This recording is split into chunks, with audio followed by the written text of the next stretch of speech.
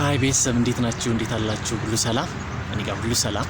ምን ነው ከድንጋይ ስር እንዳትሉኝ፣ የድንጋይ ዘመን ሰው አይደለሁም። በእርግጥ እንዴት ናችሁ ዛሬ?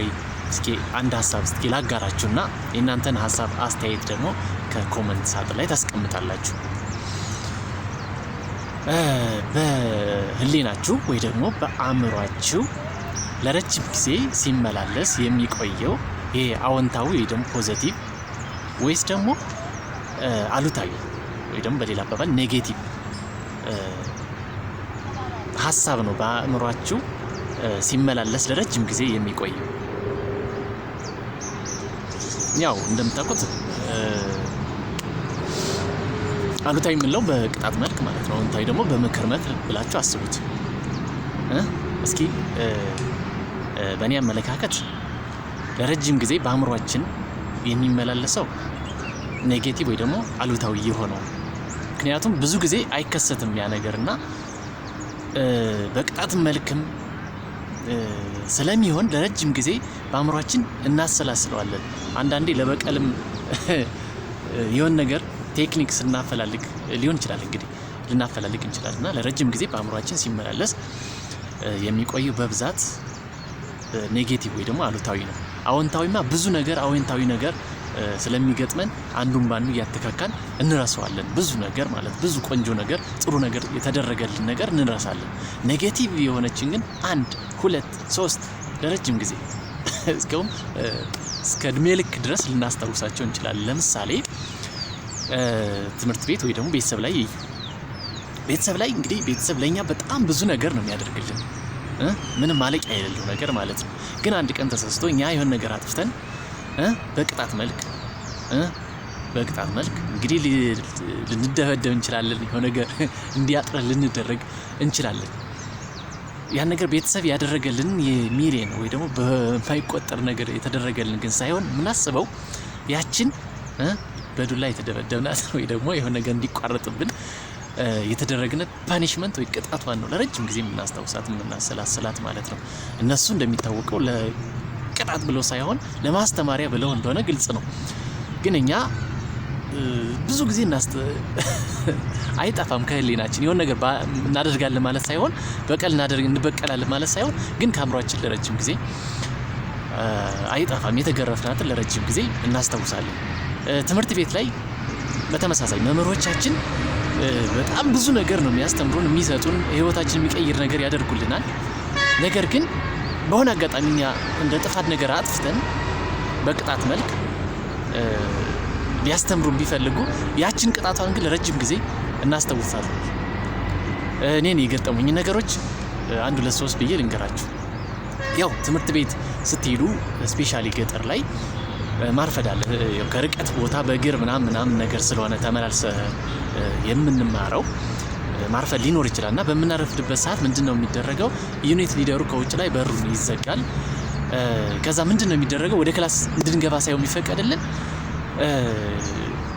የሆነ ቅጣት ይኖራል። ለምሳሌ እኔ የነበርኩበት ትምህርት ቤት ላይ ህፃን ሆኜ ትምህርት ቤቱ መታደስ የሚያስፈልግበት ሰዓት ላይ ከሆነ በተለይ ድንጋይ ከሆነ ቦታ ተሸክመን 3 ወይ 4 ጊዜ ተሸክመን የሆነ ድንጋይ እንድናመጣ እና ከዛ በኋላ ወደ ክላስ እንድንገባ እንደረግ ነበረ። ሌሎች ማቴሪያሎች እንድናቀርብ እንደረግ ነበረ ማለት ነው። የቁፋሮ ስራ ካለም እንድንቆፍር፣ የሸክም ካለም እንድንሸከም እንደረግ ነበረ እና እንደዛ ሲያደርገን የነበረውን አስተማሪ አረሳም ማለት ሌሎች ብዙ መምህራኖች አስተምሮኛል።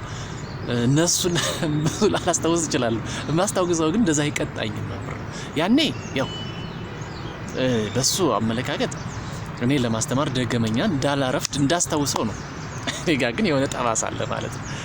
ያን ሰውዬ ያው ለበቀሉ ደግሞ በኔጌቲቭ ነገር አይዋለው ማለት ሳይሆን ግን ሀሳቡ አለ፣ እንደዛ አድርጎኛል የሚለው ሀሳብ አለ።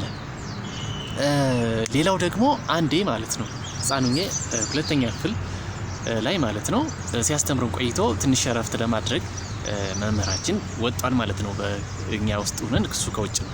ከዛ የሆነ አጋጣሚ መስኮት ላይ ወጥቼ ያው አለ አይደለ እየተዝናናው የተጫወትኩ ማለት ነው። ገባ ኢሚዲየትሊ እንደገባ ያው መስኮት ላይ መሰቀል ክልክል ነው በትምህርት ቤት። እንደገባ ያው አገኘ ተሰቀየ አወረደኝ ወረድኩኝ ምን አወረደ ያው ወረድኩኝ ትንሽ ደረቅ ያለች እስቲ ቆይ ደግሞ ዱላ መጣች ለበቅ ነገር በሷ እዚህ ጋር ማለት ነው ሶስቴ ጠብ አረገኝ ፔኑ ህመሙ እንዴት እንደሚሰማ ነግራችሁ አልችልም ያኔ ያው መስኮት መውጣት ክልክል ነው እየተባልኩ እኔ መውጣቴ ጥፋት ነው እና ዳግም እንዳልወጣ ነው ያ ሰውዬ ለማስተማር ፈልጎ ነው እኔን እንደዛ ያደረገ ማለት ነውና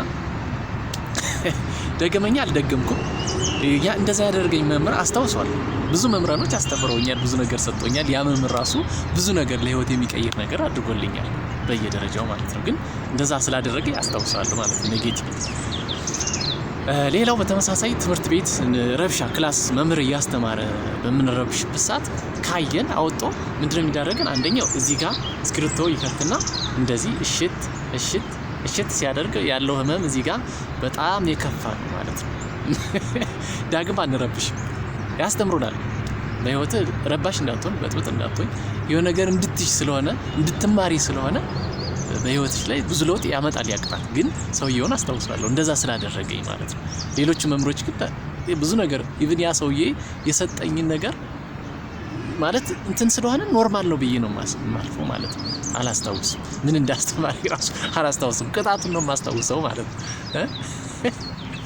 ሌላ ጊዜ ደግሞ እንደዚህ አጎንብሰን ጆሮአችንን በእግራችን ውስጥ አስገብተን ይዘን አቃለንና እሱ ሁሉ አስታውሳለሁ እንደዛ ያደረጉ መምሮች አስታውሳለሁና ብዙ ጊዜ ያው እንደዚህ አሉታዊ ወይ ደግሞ ኔጌቲቭ የሆኑ ነገሮች የሚከሰቱት አንዳንድ ጊዜ ብቻ ስለሆነ እነዚህ የመረሳት እድላቸው ዝቅተኛ ነው ማለት ነው ጥሩ ነገሮች ግን ስለሚደጋገሙ ብዙ ነገር ስለሚደረግን እንረሳለን ማለት ነውና እስኪ በእናንተ መለከት የትኛው ነው ቶሎ የማይረሳው ወይ ደግሞ አጋጣሚዎች ወይ ደግሞ እንደዚህ እንደኔ አይነት ገጠመኝ ያላችሁ እስኪ ኮሜንት ሳጥን ላይ ኮሜንት አድርጉ ይመቻችሁ በሌላ ቪዲዮ እስከምንገናኝ ሰናይ ጊዜ ይሁንላችሁ ባይ ባይ